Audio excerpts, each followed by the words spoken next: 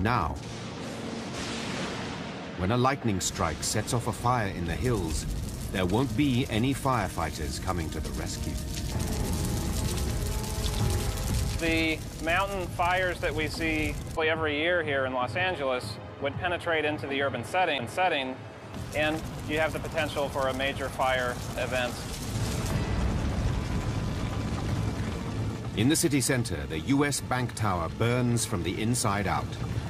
The structural steel frame can withstand the searing heat, enduring temperatures of over 2,000 degrees Fahrenheit.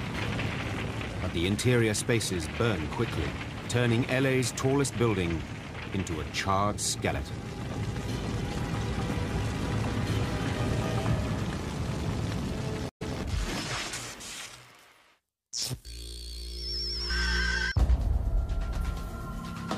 It's 50 years into a life after people.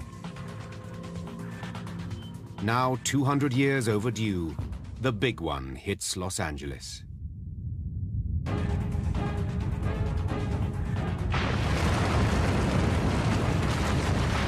The US Bank Tower is a charred, teetering steel skeleton.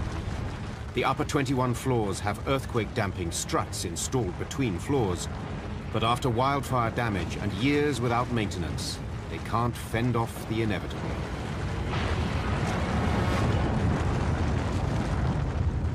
If you think about a bullwhip, a slight flick of the wrist will create a big motion out at the far end of the bullwhip, and it'll snap. Well, it's the same thing with the building.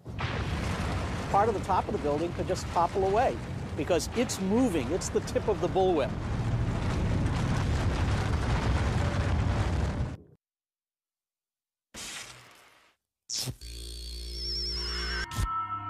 "600 years after people.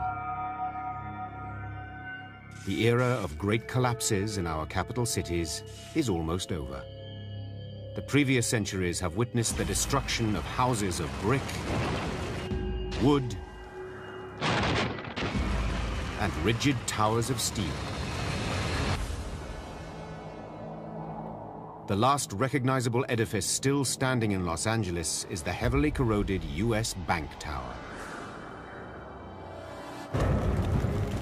The steel skyscraper survived the wildfire that charred the rest of Hollywood and much of the LA basin. The big one snapped off its top 21 floors. The lower 52 floors defied the odds for hundreds of years. This building is an odd one. It has a central core that's fairly stiff concrete, and it has a steel framing around the edges. The concrete core building was in a climate that had more freeze-thaw cycles, but this doesn't really happen in LA. Earthquakes are what's going to get you. A moderate quake finally brings down the weakened structure.